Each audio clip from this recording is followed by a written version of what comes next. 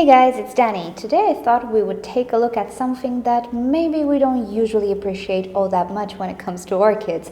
We all seem to go for flowers, and of course, flowers are truly amazing, but there are a few orchids that really are beautiful through their foliage. And even though I made a video a while back about the orchids that I personally like, even if they're not in bloom, today we're gonna take a look at the evolution of some of my orchids with beautiful foliage.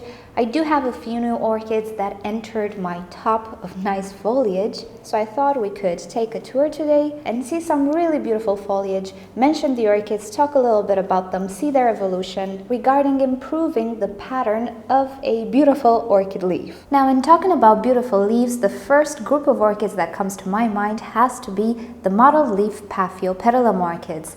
Now, as it just so happens, I was not the greatest mom in the world when it comes to caring for my Paphiopedilums. Coupled with an uncontrolled spider mite infestation, the foliage of my Paphiopedilums has suffered a great deal in the past. But in the past year, I did work on caring for my Paphiopedilums better, and I do notice a difference in appearance. So let me get you a close-up and see the differences in the evolution of these orchids. Now, the best feature of a mottled leaf Paphiopedilum orchid, of course, except the flowers, is the color pattern of the leaves. On the screen, you can see my Paphiopedilum Maudiae type. Luckily, this is an orchid that does appear quite often, even in grocery shops, in home improvement stores, and of course, florist shops or garden centers. The flowers are green and white, which are beautiful, but the mottled pattern is the star of this orchid. So as you can see on the lower leaves, in the past, this orchid did not show its full potential. The green shades are kind of mixed with each other. The pattern is quite washed off, and it's pretty easy to tell that this little orchid didn't have such a happy past. But during last year, it made quite the recovery.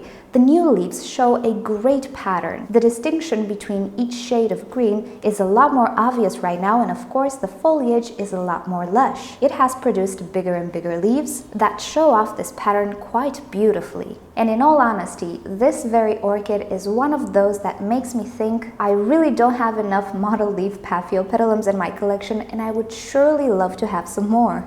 It makes a great contrast with the other orchids which have green leaves. And I personally just find this pattern so soothing to the eye. Spider mites are finally gone, so the leaves don't get any more damage. But most importantly, besides offering the proper temperatures and light, has to be fertilizer. Once I started to make a more proper schedule of fertilization, everything started to go from good to very, very good. Now, one of the most beautiful patterns in the whole orchid world, in my opinion, has to be that of the Phalaenopsis schilleriana.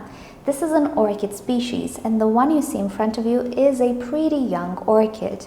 This can grow to the same length as a normal complex hybrid Phalaenopsis with very long leaves. So as far as growth is concerned, this has quite a long way. When I received this orchid last year, it had this leaf and then this leaf, and you can see the size difference. This orchid might have gone through a bit of stress in its life and is now slowly recovering.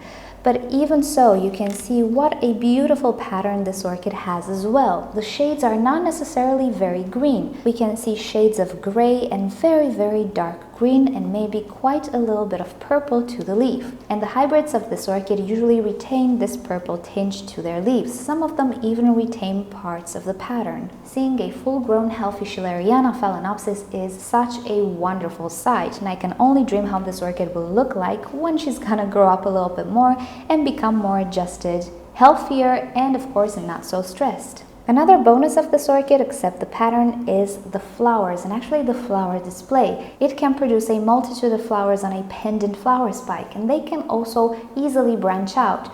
So a full-grown, very healthy schilleriana hybrid is such a nice display. And you know me, I'm not the hugest fan of Phalaenopsis in general, but a schilleriana in full potential has to be one of my absolute favorite orchids. The display is just breathtaking, so I really encourage you to Google it and see how this orchid can become. Another orchid that I'm really starting to enjoy foliage-wise is the vanilla orchid that I received at the beginning of last year. So I have a variegated variety of the vanilla planifolia, and that really adds to the display because the variegation is not symmetrical on every leaf.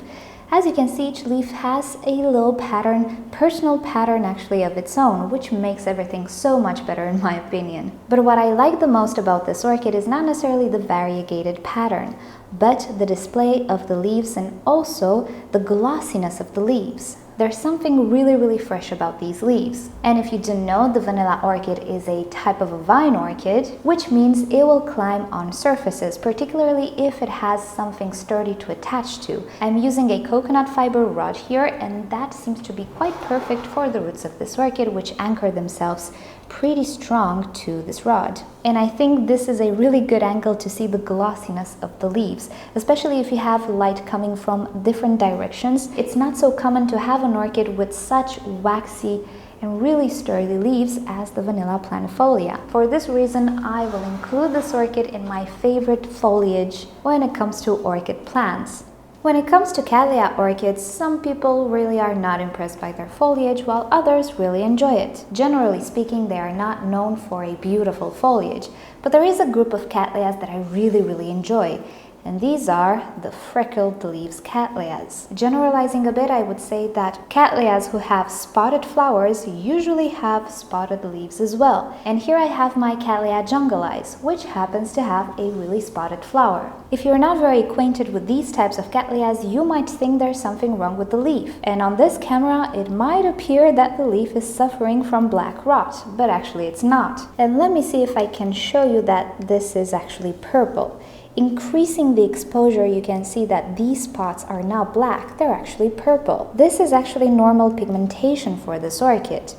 Now, in time, these spots tend to disappear, and after a while, the leaves return to green. But when they initially form, they do have these really pronounced freckles. But this is absolutely normal for this orchid, and usually it happens in very bright light. I do keep my Cattleyas in as much bright light as possible, of course without burning them, and the ones that do share this trait really display a nice freckling on the leaves. After a while, maybe a year or so, the leaves become almost completely green, so it's not a permanent display. But when they're new, these leaves are really nice in my opinion. Another type of leaf that I really actually enjoy, and this might just be my personal preference, I don't think people enjoy these leaves generally, anyway, are the orchids which have very thick but very narrow, slender and long leaves. Things such as Brassavola orchids are really on the top of my list. There's something about the foliage that I really like. But since we did feature them in quite a few videos, today it's the time for the Phalaenopsis labucensis. And this is an orchid related in a way with the Phalaenopsis orchids. However, you can see there's quite the difference between their leaves. What I enjoy most about these leaves is the fleshiness and the thickness of them. They also look wild at the same time. You would not expect this to be an orchid. And to make a little update on this orchid, I purchased it 2 or 3 months ago. It's a seedling. This orchid can get huge. But ever since I purchased it, this leaf has actually grown quite a lot. I just noticed it. And also there is a new leaf forming, and it's really interesting how it forms. Since this orchid doesn't have such an evident crown, you can see that the new leaf sprouts from what appears to be a joint in between the leaves. And so, unlike any other Phalaenopsis orchids, it doesn't have that funnel shape that it's really impossible sometimes to figure out how a new leaf will sprout from there. But there it is forming. And another orchid that I'm really starting to enjoy the leaves of is the maxillary, surprisingly enough. What I like most about these leaves is the glossiness.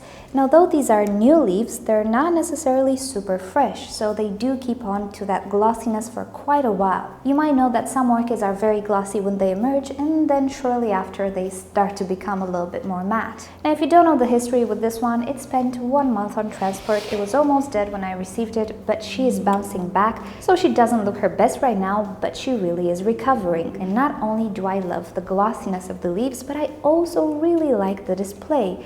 It's like a little grass clump in my eyes, although on a bigger scale, obviously. But I do really enjoy the growth pattern of maxillary orchids. If it just so happens that they will do okay in my environment, I'm seriously tempted to try a few more. In my opinion, the flowers of this orchid look very adequate to the shape of the entire plant. Somehow in my mind, they look symmetrical. They're not excessively big. They have a pretty long and slender flower spike as well, so they they kind of complement the appearance of the leaves. So these have been the orchids that I currently really enjoy seeing, even if they don't have blooms.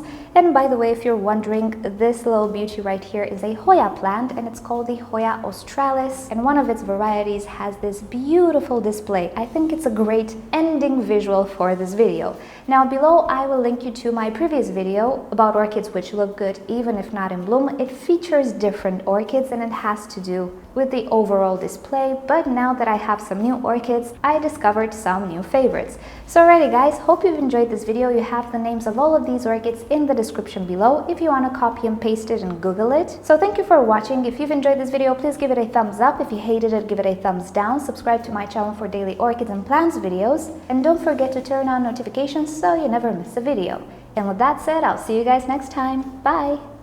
Great news! The Paphiopedilum that I recently purchased last week is still developing. As you can see, it kind of straightened up a little more. One of you guys suggested that this orchid naturally has a little bit of a wrinkle in the leaves, and it appears that is correct, so thank you for informing me. But it does look a little bit straighter, so it did hydrate, and the best of all, the flower spike is still developing, and I can already see the buds forming. I have a total of 3 buds on this orchid, so fingers crossed, nothing will blast.